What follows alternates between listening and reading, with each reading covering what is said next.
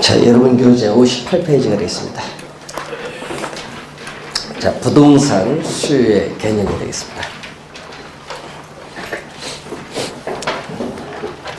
자, 이 경제 우리가 이론이죠.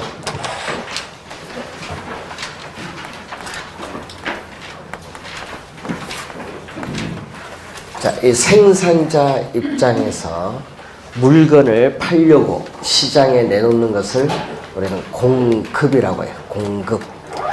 그리고 이 소비자 입장에서 우리는 시장에서 물건을 사고자 하는 것을 수요라고 합니다.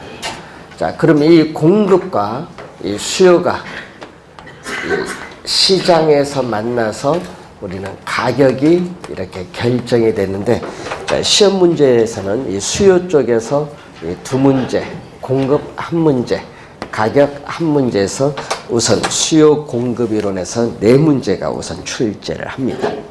자, 그러면은 우선은 이 수요 쪽에서는 또 이 계산 문제가 출제를 합니다. 작년 시험에는요, 수요에서 계산 문제 하나, 가격 결정에서 계산 문제 하나, 두 문제가 출제를 했습니다. 자, 여러분 교재에 있어서 거기 보시면은 58페이지에 수요의 개념이 이제 나오죠. 자, 이 소비자 입장에서 이 수요인데, 이 수요는 일정한 기간 동안입니다. 일정한 이 기간 동안에 물건을 구입을 할 수 있는 능력, 물건을 구입을 할 수 있는 능력을 구매력이라고 해요. 구매력. 물건을 구입을 할 수 있는 능력입니다. 그래서 일정한 기간 동안에 이 구매력을 갖추고 이 재화와 서비스를 우리는 상품이라고 해요. 재화와 서비스. 이 상품을 사고자 하는 욕구를 수요라고 합니다. 이 상품을 사고자 하는 욕구를 수요라고 한다. 자, 그러면은 여러분 거기 보시면 이 수요의 개념과 이 수요량의 개념은 또 다른 용어입니다. 같은 용어가 아니라는 거. 자, 이 수요량은 소비자들이 일정한 기간 동안에 구매를 갖추고 주어진 특정 가격, 예를 들면은 평당 1,000만 원, 이런 식으로 주어진 우리가 특정의 이 가격 수준에서 상품을 우리가 사고자 하는 상품을 사고자 하는 최대의 수량을 수요량이라고 합니다. 그래서 이 수요량의 개념이 21회 시험과 28회 시험 두 번 우리가 또 출제한 개념이 되겠습니다. 수요량의 개념. 작년에 또 출제했었죠. 자, 우선은 이 수요와 수요량의 개념이 다른데, 우선은 이 수요 관련해서 일정한 기간 동안에라는 용어가 나와요. 기간. 자, 일정한 기간 동안과 관련해서 이 개념은 무슨 개념과 관련이냐면 유량 개념입니다. 유. 자, 여러분 흐를 유자입니다. 유량은 우리 플로우라고 합니다. 플로우 개념이라고 해요. 자, 이 플로우 개념 우리가 유량 개념이라고 하는데, 자, 유량은 일정한 이 기간 동안입니다. 자, 일정한 기간 동안에, 자, 이 흐를 유자니까 플로우는 물이 높은 곳에서 낮은 곳으로 흘러가듯이, 물이 흘러가듯이 시간도 흘러가는 개념이에요. 그럼 시간이 일주일 흘러가면 주가 되고, 한 달이 흘러가면은 월, 1년이 흘러가면 년입니다. 그래서 이 기간이 명시가 되어야 측정이 가능한 변수를 뭐라고 하죠? 유량. 그래서 기간이 나오면 항상 유량이에요. 유량. 그럼 시험 문제는요, 당연히 뭐가 출제하는 거예요? 얘가 나오죠. 얘가 계속 출제를 했는데 여러분이 처음 15회 시험에 출제를 해서 한 6번 정도 출제를 했습니다. 24회에 나오고요. 최근에 25, 6, 7, 8, 4년은 출제하지 않았어요.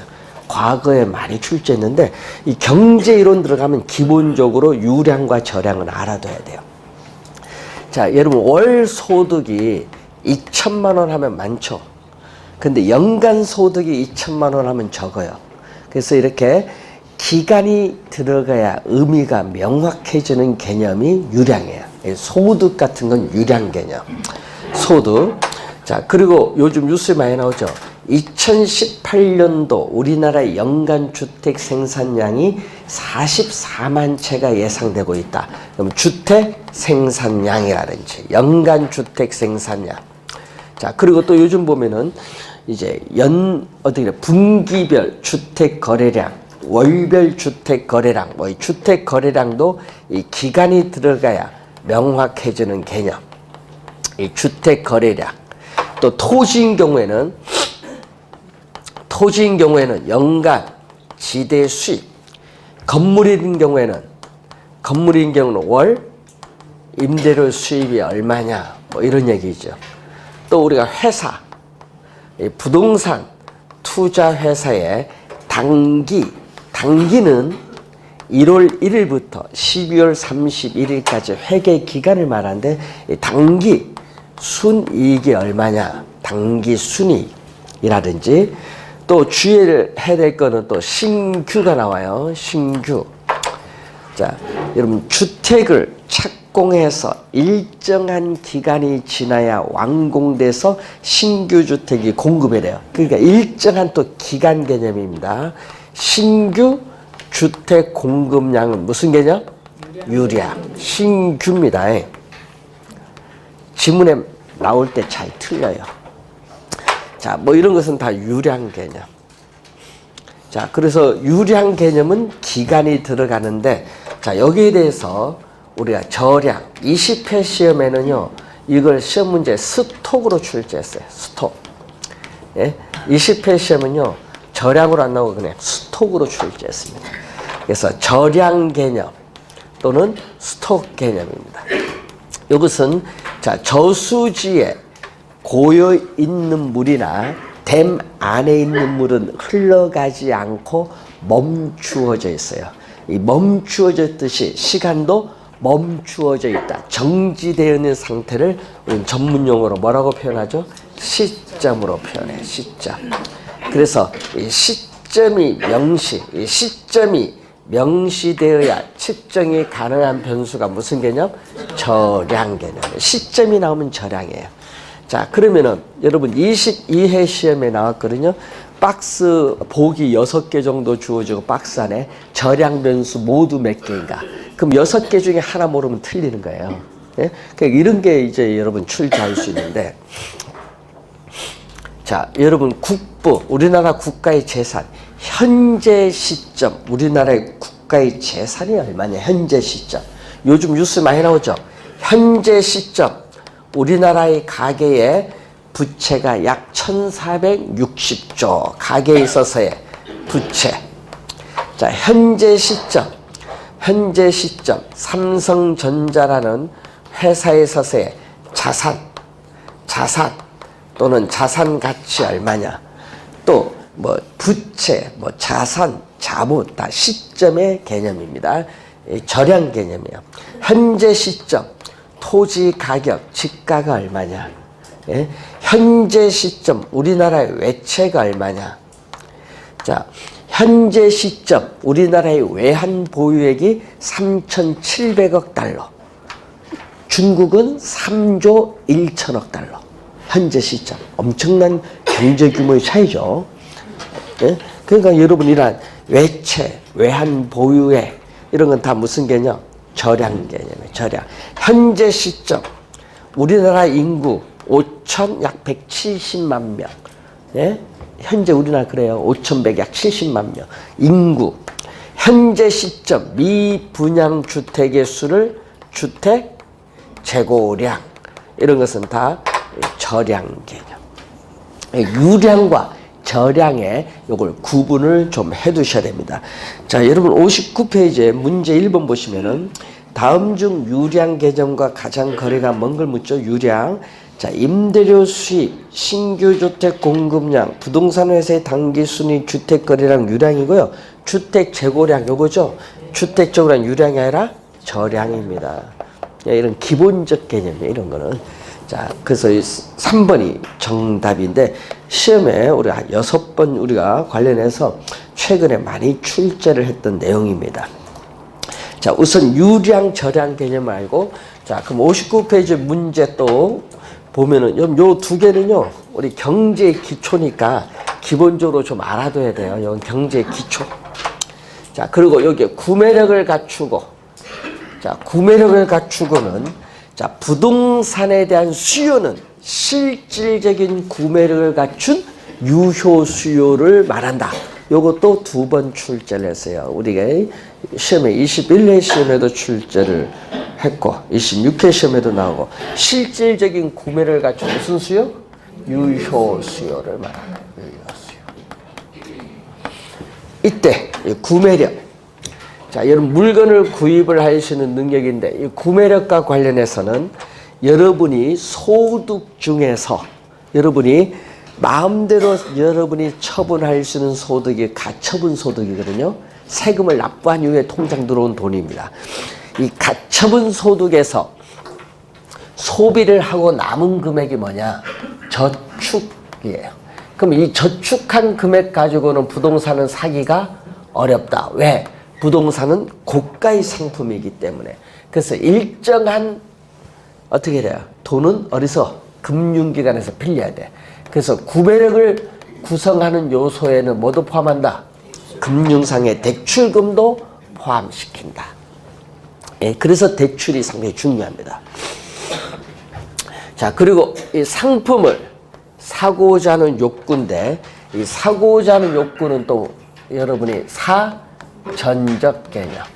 자, 실제로 상품을 구매한 양을 의미하는 사후적 개념이 아니라 우리는 사고자 하는 의도된 계획된 양을 의미한다. 사고자 하는 의도된 계획된 양을 의미하는 사전적 개념이다. 자, 여러분 사전적으로 사고자 하는 의도된 양은 10개인데 실제는 10개 구입을 할 수도 있지만은 또 5개 구입할 수도 있잖아요. 그래서 주의될 것은 이 실제로 구입을 한 양과 사고자 하는 의도된 양은 일치할 수도 있지만 일치하지 않을 수도 있는 거예요. 사전적 개념이라는 것을 기억을 해 두시면 되겠습니다. 자, 수요에는 이런 개념들이 우리가 숨어 있다. 이렇게 보시면 되겠고, 자, 59페이지에 부동산 수요의 분류에서 보시면은 아까 우리 배우셨던 유효 수요가 나오죠. 자, 유효 수요. 자, 유효 수요와 잠재적 수요인데, 자, 유효 수요는 실질적인 구매력을 갖춘 수요로서 부동산 시장의 가격 경쟁에 실질적으로 참여하고자 하는 실질적인 수요를 말합니다. 자, 그러면은 부동산을 살 의사 또는 구매할 의사를 우리는 전문 용어로 뭐라고 하죠? 부동산을 살 의사, 구매할 의사를 욕구. 부동산을 구입을 할 수 있는 지불 능력을 우리는 구매력이라고 해요. 구매력. 자, 이 유효 수요는 부동산을 구매할 의사, 살 의사도 있지만은 지불 능력도 있는 게 유효 수요입니다. 근데 잠재적 수요는 살 의사는 있는데 현재 뭐는 없다? 지불 능력이 없어요. 그러니까 잠재적 수요는 유효 수요가 아니야. 왜? 지불 능력이 없으니까. 그래서 지불 능력이 없지만 사고자 하는 의사는 있어요. 그래서 현재는 유효 수요가 아니지만 앞으로 조만간 잠재적 수요가 유효 수요가 될 수 있는 예비적 상태에 있는 수요가 무슨 수요? 잠재적 수요. 조만간 구매력이 생긴다는 얘기예요. 그래서 우리 부동산 건설업체는 공급을 고려할 때는요, 잠재적 수요, 조만간 유효 수요 될 수 있는 잠재적 수요도 고려해야 돼. 왜? 공급에는 뭐가 있기 때문에? 차가 있기 때문에 그렇죠. 그래서 항상 여기서 주의 좀 해야 돼요. 예? 시험 문제에 또 우리가 또 사회 시험에 출제를 했었죠. 좀 주의해 두셔야 될 용어. 자, 그리고 또 주택시장에서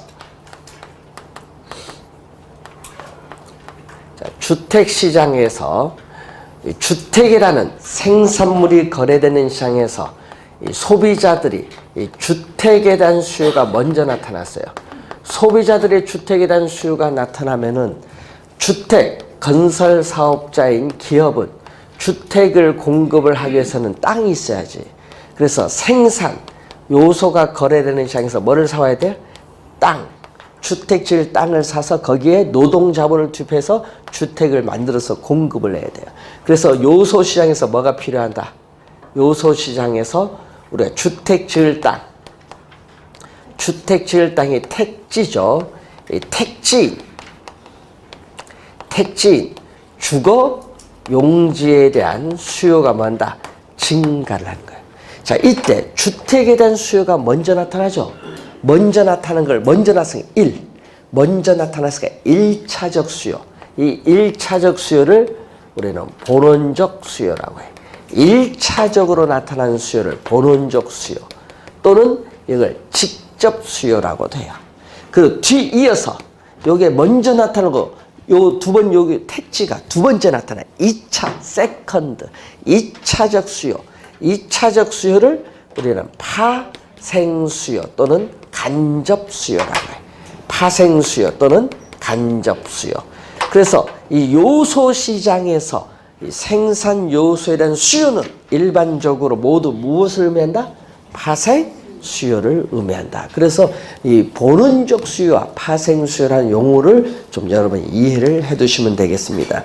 자, 60페이지에 2번 문제 보시면은 부동산에 대한 수요는 이 직접 수요가 아니라 간접 수요, 파생 수요의 성격을 띠고 있다. 다음 중 간접 수요라고 볼 수 없는 것은 이렇게 묻는 거죠.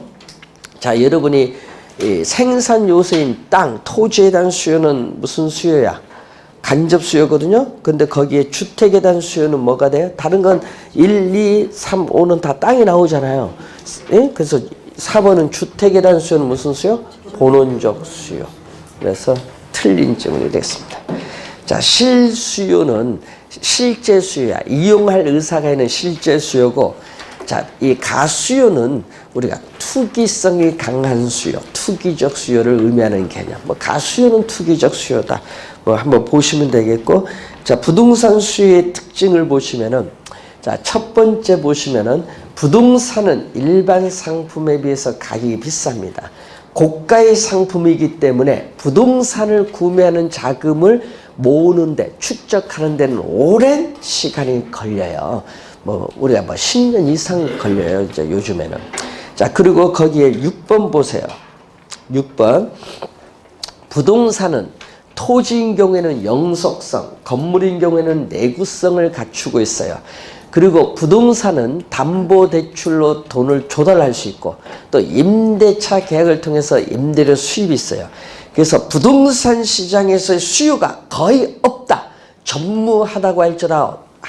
전무할지라도 담보 능력, 임대 능력이 있기 때문에 부동산 가격은 일정 수준 이하로 하락을 하지 않는다. 이것도 우선 또 출제했었죠. 일정 수준 이하로 하락을 하지 않는다는 뭐죠? 하방 경직성. 여러분, 우리 근로자 임금도 일정 수준 이하로 떨어지지 않으려는 요걸 가지고 있거든요. 하방 경직성. 부동산 가격도 일정 수준 이하로 떨어지지 않으려는 하방 경직성을 가지고 있습니다. 자, 일반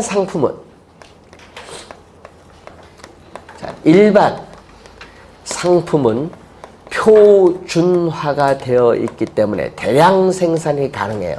그래서 신라면을 제주도에서 여러분이 먹던, 서울에서 먹던, 중국에서 먹던 똑같아요. 획일화된 수요예요. 예? 획일화된 수요가 나타나요. 자, 그런데 이 부동산은 개별성의 특성이 있죠. 자, 여러분 우리 저번 주에 배우셨던 토지 특성 중 이 개별성의 특성이잖아요. 물리적으로 동일한 토지는 오직 하나밖에 없다는 이 개별성의 특성으로 인해서 부동산 상품은 비표준화가 되었기 때문에 대량 생산도 불가능하고 사람마다 수요가 다 다르죠. 이걸 우리는 차별화된 수요다. 차별화된 수요가 나타난다. 일반 상품은 획일화된 수요지만은 부동산 상품은 차별화된 수요다. 그래서 가끔 시험 문제에 이 부동산 상품과 일반 상품 비교하는 문제가 가끔 나오기도 해요. 예. 자, 수요 법칙으로 갑니다. 60페이지 밑에.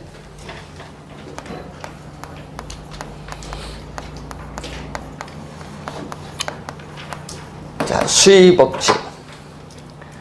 17회 시험에 출제된 용어인데, 이 분석하고자 하는 변수죠. 가격. 이 분석하고자 하는 변수인 가격을 제외한 다른 요인, 조건, 예를 들면 소득, 인구, 기호 이런 다른 요인, 조건들은 아무런 변화가 없다. 고정되어 있다. 이 가격을 제외한 다른 요인, 조건들은 아무런 변화가 없다. 고정되어 있다고 가정을 해요. 이걸 우리는 일정 불변이라고 해요. 그럼 단지 뭐만 변한다? 가격만 변해요. 자, 여러분 시장에서 여러분 예를 들어서 소득도 변화 없어요. 여러분 월 소득 200만 원 변화가 없는데 시장에서 어떤 상품이 가격이 오르면 소비자는 비싸니까 가격이 오르기 전에 비해서 그 상품 소비를 뭐해? 줄여요. 소득도 변화가 없기 때문에. 그래서 가격이 오르면 여러분 시장에서 어떤 상품의 가격이 오르면 비싸죠. 이전보다 비싸잖아요. 그럼 소비자는 그 상품의 소비를 줄이는 거예요. 비싸면 소비를 줄인다. 안 산다는 얘기예요. 예? 또 가격이 하락하면 어떻게 돼요? 여러분 상품 가격이 하락을 하면 이전에 비해서 하락하기 전에 비해서 싸잖아요. 싸니까 그 상품 소비를 더 이전보다 많이 하지. 그래서 수요라는 걸 뭐 한다? 증가시켜요. 자, 이렇게 수요 법칙인데 이 수요 법칙을 보면은 이 가격과 수요량 사이의 관계, 가격과 수요량 사이의 관계를 나타내는데 이게 화살표 변동 방향 봅니다. 경제론에서는 화살표의 변동 방향이 반대로 변동할 때는 마이너스. 근데 화살표의 변동 방향이 같은 방향으로 변동하면은 플러스래요. 그래서 마이너스니까 무슨 관계죠, 이거? 마이너스, 음의 관계. 또 반대 방향, 화살표가 반대 방향으로 변동하니까 또 우리는 역관계라고 해요. 마이너스의 관계 또는 역관계. 또 가끔 여러분 모의고사 칠 때 보면 반비례로 또 많이 내대. 반비례 관계, 반대로 변동하는. 자, 음의 관계, 역관계, 반비례 관계이다. 이렇게 보시면 되겠습니다. 자, 이 수요 법칙을 이렇게 직교 평면 좌표상에 그래프로 나타낸 것을 뭐라고 하죠? 수요 곡선이라고 해요. 이제 종축인 Y축은 뭐를? 우리는 가격. 우리가 횡축인 X축은 수요량. 수요량을 QD로 표현해요. 자, 예를 들어서 여러분 커피. 자, 커피 아메리카노 한 잔이 여러분 8,000원이다. 8,000원이면 야 비싸다. 그래서 나는 하루에 한 잔을 소비한다. 8,000원일 때는 한 잔을 소비해. 2점. 근데 아메리카노가 8,000원에서 6,000원으로 하락을 했더니 소비자는 한 잔 마셨던 걸 몇 잔? 2잔을 마셨어. 그런데 요 6,000원짜리가 2,000원으로 하락을 했어. 그랬더니 이제 커피를 하루에 5잔을 먹는 거예요. 2점. 이렇게 커피 가격과 요거 A점, 요거 B점, 요거 C점이라 하면 이런 커피 가격과 수요량 사이의 관계를 나타내는 이 A, B, C 이 각 점이죠. 이 대응 관계를 나타내자. 커피 가격과 수요량 사이의 대응 관계를 나타내죠. 이걸 뭐라고 해? 수요야. 그게 수요. 대응 관계를 나타내요. 근데 이 점들, 이 대응, 커피 가격과 수요량 사이의 대응 관계를 나타내는 이 점들을 이렇게 연결한 이 곡선을 우리는 수요 곡선이라고 해요. 수요를 연결한 곡선이다. 그래서 이걸 D로 표현합니다. 수요 곡선. 그러니까 커피 가격과 수요량 사이에 대응 관계를 나타내는 이 수요를 연결한 곡선을 말해요. 그러니까 그림에서 봤더니 어떻게 돼? 오른쪽으로 가면 갈수록 점점 밑으로 향하여, 그래서 오른쪽 우, 아래 하, 오른쪽 밑을 향할 향, 오른쪽 밑을 향하는 곡선. 따라서 수요 곡선은 일반적으로 우하향한다. 수요 곡선은 일반적으로 우하향한다. 자, 그래서 이 커피, 지금 가격과 커피 수요량 사이의 관계인데, 이렇게 커피 가격과 수요량 사이의 관계, 있죠? 이 수의 법칙을, 이 커피 가격 수요량 사이의 관계를 직교평면 좌표상에 나타낸 것을 수요의 곡선인데 우하향하죠. 그럼 수요 곡선이 이렇게 우하향하는 이유, 즉 수의 법칙이 성립하는 이유가 있어요. 수요 곡선이 우하향하는 이유, 수요의 법칙이 성립하는 이유를 우리가 61페이지 박스에 나와 있는 내용이죠. 박스 찾았죠? 네. 자, 그럼 한번 요거 설명할게요. 자, 요 얘기입니다. 커피가 8,000원에서 2,000원 하락하면 커피 가격은 얼마 변동? 6,000원이 변동한데 8,000원일 땐 한 잔, 그리고 2,000원일 땐 5잔이니까 커피 가격 6,000원 변동에 따라서 수요량은 몇 잔? 넉 잔이 변동을 했다는 얘기예요. 이때 커피 가격 변화에 따라 수요량이 변동되는 이 효과를 우리는 무슨 효과? 가격 효과라고 해. 가격 효과. 그래서 이러한 가격 효과는 뭐의 합? 대체 효과와 소득 효과의 합으로 구성되는데, 우리는 대체 효과가 가끔 시험에 우리가 출제를 해요. 24회 시험에도 개념이 출제죠. 대체 효과. 자, 그러면 한번 볼까요? 자, 여러분, 커피 가격이 지금 8,000원에서 얼마? 6,000원으로, 2,000원으로 하락을 했더니 한 잔에서 몇 잔? 5잔은 늘었어요. 그러면 커피 가격이 하락을 하면은 대체 관계는 홍차 가격은 시장에서 변화가 없어요. 일정 불변이에요. 그래서 커피 가격이 8,000원에서 2,000원으로 하락을 하면은 홍차 시장에서 홍차 가격은 변화가 없지만은 홍차 가격은 상대적으로 비싸요. 비싸 보이니까 소비자들은 비싼 홍차 소비를 안 해요. 상대적으로 싼 커피 소비를 늘려요. 이걸 무슨 효과? 대체 효과야. 대체 효과. 자, 그리고 커피 가격이 하락한데, 자, 아까 월소득 200만 원은 명목소득이야. 화폐로 표시된 명목소득은 변화가 없어요. 임금 인상 전까지는. 그러면은 이 명목소득은 변화가 없지만은 커피 가격이 하락하면 소비자의 실질소득, 상품의 수량으로 표시되는 실질소득은 높아져요. 실질소득은 높아지기 때문에 월소득은 변화가 없지만 실질소득은 높아져서 커피 소비를 이전보다 더 많이 하는 무슨 효과? 소득 효과가 발생해요. 그래서 시험 문제 우리 출제할 때 이렇게 나오잖아요. 자, 커피 가격이 하락을 하면은 커피 수요량이 증가하는데 이것은 대체 효과와 소득 효과로 설명할 수 있다. 우선 이 질문 많이 나오고, 또 하나는 대체 효과의 개념 많이 나오고.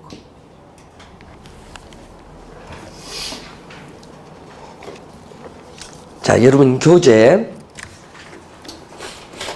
62페이지에 수요량의 변화와 수요의 변화.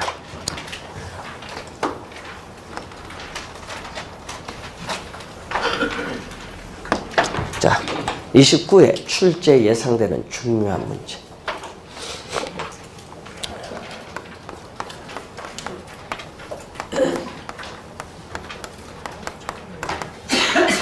모르면 큰일 납니다.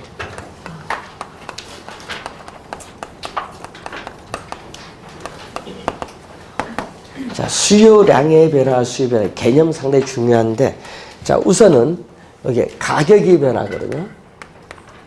자, 수요량의 변화는 이 가격이 변하는데, 문제는 이 분석하고 있는 변수인 가격이 변하고 가격 이외에 다른 조건들은 변화가 없어요.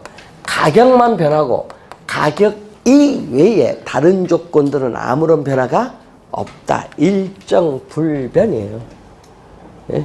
그런데 수요의 변화는 수요량의 변화는 가격이 변하지만 수요의 변화는 가격은 변하지 않는 거예요. 가격은 뭐다?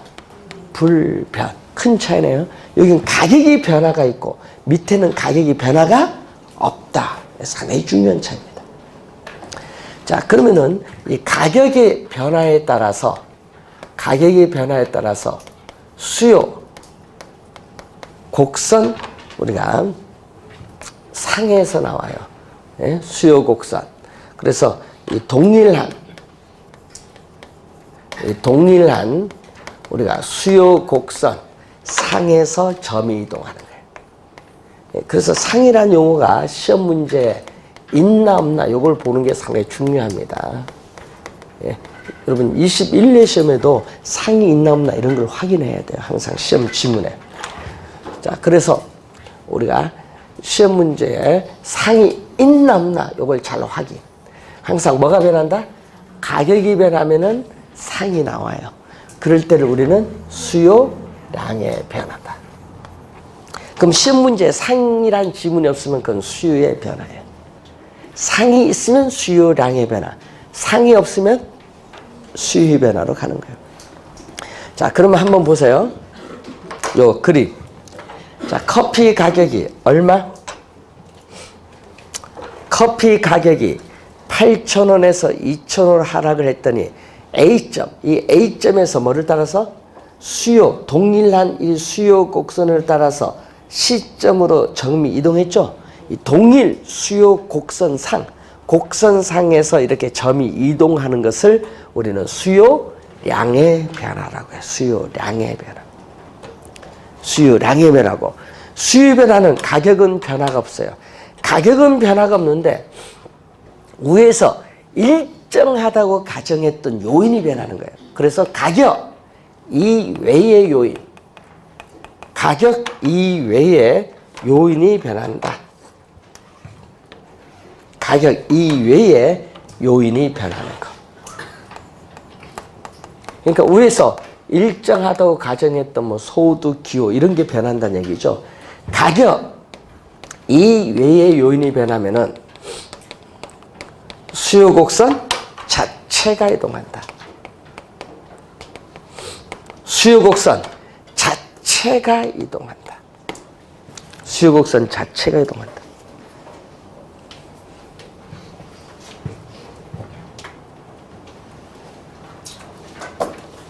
다르죠? 상과 자체. 자, 여러분 그림을 한번 보시면은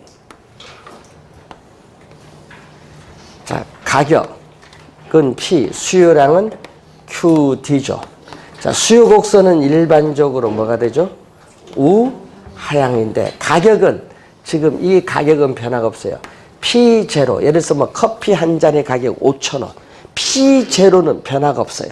그런데 이 수요 곡선과 만나는 점에서 P0에서 소비자들은 Q0만큼 지금 소비를 하고 있어요. Q0만큼 소비를 하고 있는데 가격 자체는 변화가 없어요.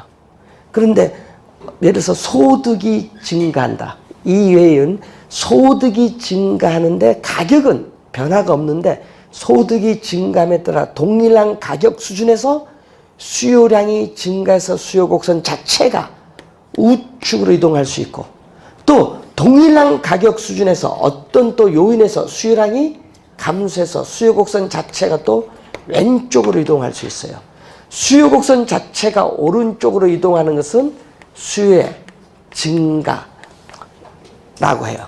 그래서 여러분 26회에 또 박스를 이용해서 수요의 증가 요인 물었고 25회는 또 박스를 이용해서 수요의 감소를 물었어요.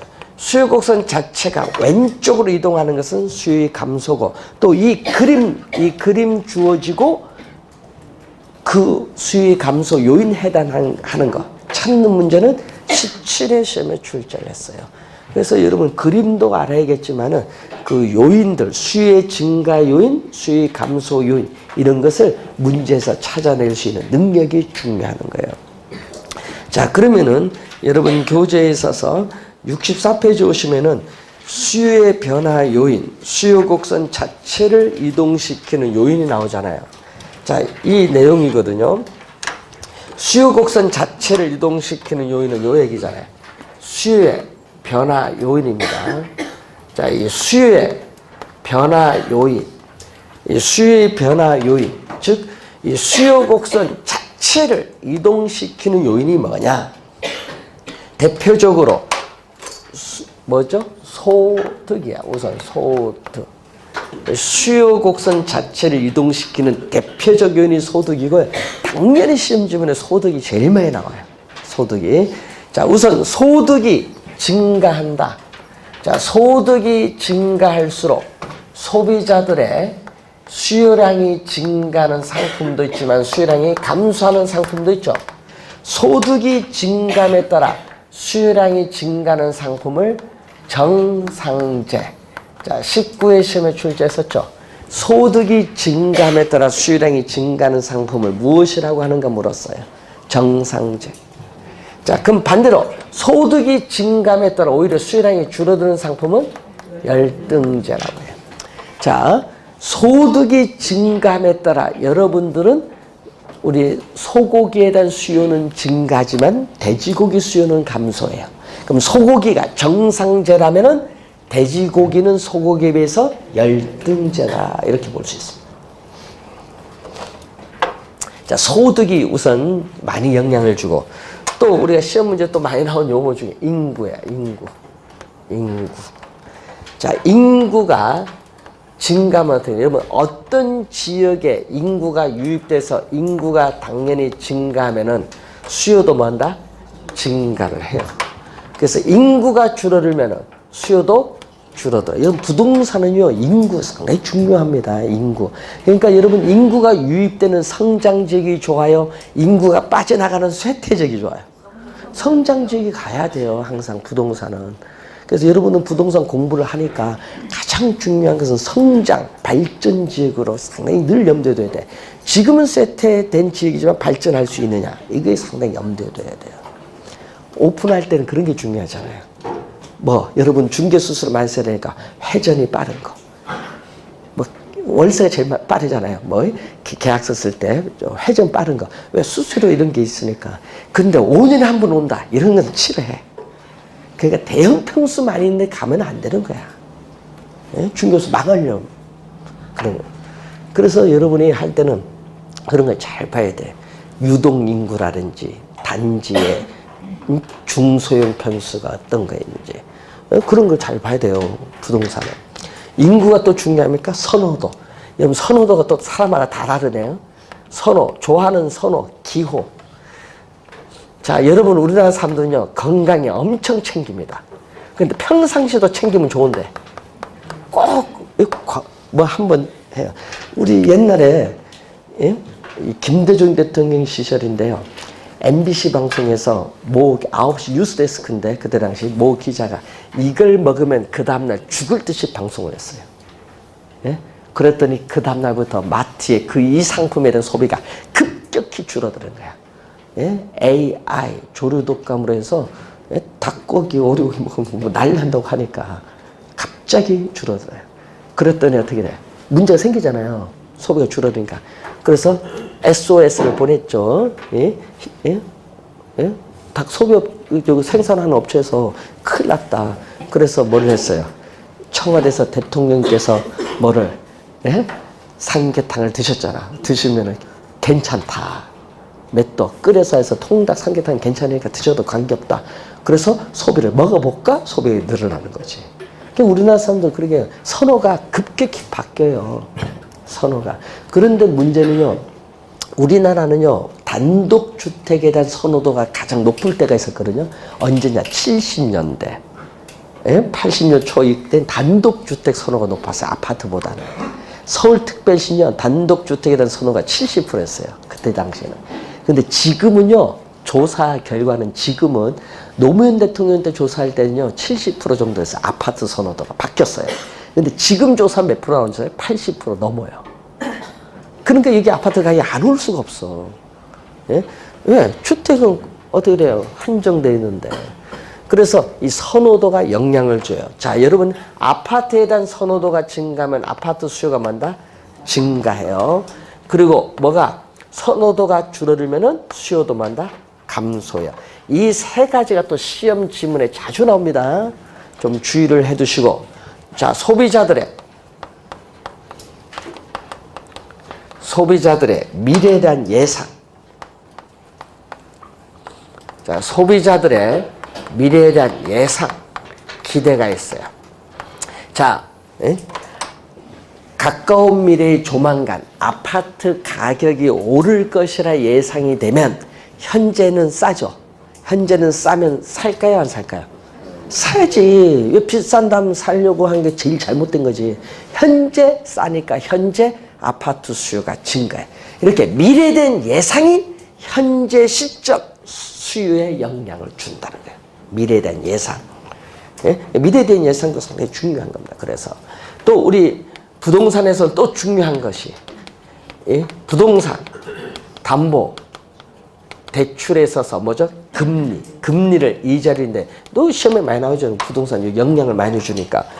자, 이 주택담보대출 금리가 오르면은 소비자 입장에서는 이자 부담이 이전보다 뭐요? 오르기 전에 비해서 이자 부담이 더 높아지죠. 이자 부담이 높아지면은 부동산을 구입을 할 수 있는 구매력은 이전보다 떨어져요. 구매력은 떨어지니까 당연히 수요도 감소를 하겠지. 주택담보대출 금리가 이래서 5%에서 3%를 하락을 했다. 그러면 이자 부담이 낮아지고 구매력은 높아지고 수요는 증가를 하죠. 자, 보유세인 재산세나 종합부동산세, 처분시 양도소득세와 같은 세금을 중과세를 했다. 중과세를 하면은 또 소비자에 있어서 세금 부담이 이전보다 뭐한다? 높아진다. 예? 이전보다 높아진다. 자, 여러분 양도소득세 중과세에서 중과세기 전에는 1,000만 원 세금 내랬는데 중과세 된 후에는 뭐 4천만 원 낸다. 상당히 높아지거든요. 그럼 구매력은 떨어지죠. 세금 부담이 높아지면은 당연히 구매력은 떨어져서 수요도 뭐한다? 감소를 해요. 세금을 감면한다. 세금을 감면한다. 그러면 세금 부담이 낮아지면 구매력은 높아져서 수요는 증가하는데 요거는 우리 부동산에서 또 자주 지문상에 출제하죠. 25회는 금리, 26회는 세금을 거래세인 세금을 물었죠. 지문상에. 부동산이니까 이건 잘 내죠. 여러분 광고를 많이 할수록 수요도 뭐예요? 증가하죠. 광고가 많이 될수록 수요도 증가해요. 또 우리는 소비자, 매도자의 수, 매수자, 사고자 하는 매수자의 수가 증가하도 수요도 증가합니다. 자, 시험에 나올 때 주의해야 될 것은 이 대체재 보완제입니다. 자, 대체재와 보완제에 있어서의 가격이 있죠. 대체재와 보완제에 있어서의 가격. 자, 대체재는 대체할 수 있는 상품. 자, 상품을 소비함으로써 얻는 만족이 효용입니다. 효용이 비슷하면은 대체 가능한 상품. 자, 커피, 홍차의 관계, 버터, 마가린 관계. 우리 부동산은 아파트, 오피스텔, 아파트 다세대 주택 요즘 많이 나오대요. 그리고 보완제는 두 상품을 같이 이용해야 만족, 효용이 높아지는 상품. 커피 프림, 자동차 휘발유, 예? 컴퓨터 소프트웨어라든지 빵, 버터 이런 건 보완제. 그러면은 요거 어떤 분 막 암기하고 다니는데 암기하면 안 되고 암기하면 그거 암기해놓고 잊어버리면 틀릴 거 아니에요. 그래서 항상 기본적인 걸 알고 이해를 해야 돼요. 예? 저들도 암기 못 하는데 어떻게 여러분 암기를 하고 막 다니는지 몰라. 대체제인. 자, 예를 들게요. 대체제인 커피 가격이 올랐다. 그럼 대체적인 커피 가격이 오르면 어떻게 돼요? 홍차 가격은 상대적으로 싸죠. 상대적으로 쌀 거 아니에요. 싸면은 어떻게 돼? 대체적인 커피 가격이 오르면 비싼 커피는 다른 조건은 변화가 없다고 가정한 상태입니다. 항상 요건 염두에 두고 대체적인 커피 가격이 오르면 비싼 커피는 소비한다 안 한다? 안 하지. 그럼 커피 소비 안 해요. 그럼 상대적으로 싼 홍차 소비를 늘리지. 지금 여기 홍차거든요. 홍차 가격 이게 수요량이면은 지금 홍차 가격은 P0일 때 수요량은 Q0인데 홍차 가격은 시장에서 변화가 없어요. 변화가 없는데 커피 가격이 오르면 홍차 가격은 상대적으로 싸 보여. 그래서 비싼 커피 소비 안 해요. 상대적으로 싼 홍차 소비를 동일한 가격에서 수요량을 늘려서 수요 곡선 자체가 우측으로 이동하는 거예요. 그래서 여러분이 대체적인 커피 가격이 상승하면 비싼 커피 소비 안 합니다. 그럼 상대적으로 싼 홍차 수요를 뭐 한다? 증가해. 홍차 수요가 증가한 거. 이거 생각을 좀 하면서 하시고 막 단순히 암기하시면 안 돼요. 그래서 항상 곰곰이 생각을 하시면은 시험 칠 때는 빠르게 풀 수 있습니다. 막 그래프만 나오면 머리 아프시죠? 근데 우리 출제위원은요, 대체제를 좋아해요, 항상. 보완제보다. 21회 시험에도 냈거든요. 21회 시험 이런 게 냈거든요. 자, 대체제인 아파트에 대한 대체제인 아파트 가격이 오르면 오피스텔 가격은 상대적으로 싸죠. 오피스텔 수요는 뭐한다? 증가요. 시장에서 오피스텔 수요가 증가하면 오피스텔 가격은 상승한다, 하락한다? 상승하죠. 그걸 21회 시험에는 하락으로 출제한 거예요. 예? 그 21회 시험 그리고 25회 시험에 출제했어요. 여러분은 항상 대체제를 많이 내요. 시험 문제는 대체제를 좀 주의해서 보도록 합니다. 자, 65페이지에 문제 4번. 자, 여러분 작년 시험은 뭐 낸 줄 아세요? 4번 형태 문제를 공급으로 바꿔서 출제했어요. 작년에는 똑같은 형태인데. 자, 4번 아파트에 대한 수요의 변화 요인과 수요량의 변화 요인이 옳게 묶인 건데, 이런 문제 풀 때는 앞에 수요의 변화 요거부터 보면 안 돼요. 뒤에부터 봐야 돼. 수요량의 변화 요거부터 봅니다. 뒤에 그러니까 시간을 빨리 하기 위해서는 수요량의 변화인데, 지금 아파트잖아요. 아파트 동그라미 문제에서 지문에 아파트잖아요. 그럼 아파트면 여기 뭐가 와야 돼? 아파트 가격이 와야 돼. 그럼 빨리 수요량의 변화에서 아파트 가격만 찾아보세요. 몇 번? 그럼 답은 3번. 하나밖에 없잖아요. 그러니까 왼쪽 볼 것도 없지. 5초도 안 걸리죠. 작년 시험도 이렇게 출제했어요. 5초도 안 걸려. 그러니까 찾는 요령을 수요의 변화부터 찾으면 안 돼. 먼저 수요량의 변화 요인부터 찾아 들어가야 돼. 왼쪽에 보니까 가구 수가 증가하면 수요가 뭐야? 당연히 증가하죠. 자, 여러분, 그래서 여러분이 5번이나 6번은 우리 나중에 가서 또 배울 텐데, 문제는 그 5번, 6번 이런 박스 형태 문제가 나오면요, 그 보기 중에 하나 모르면 틀리는 거예요. 이런 게 어려운 거지. 하나 모르면 틀리는 거니까. 그래서 여러분이 항상 이 수요의 변화 요인 잘 공부해 두시고, 여러분 29회 시험 우선 출제 예상되는 부분 중요합니다. 잘 정리해 두시기 바랍니다. 자, 잠시 쉬고 공급으로 가겠습니다.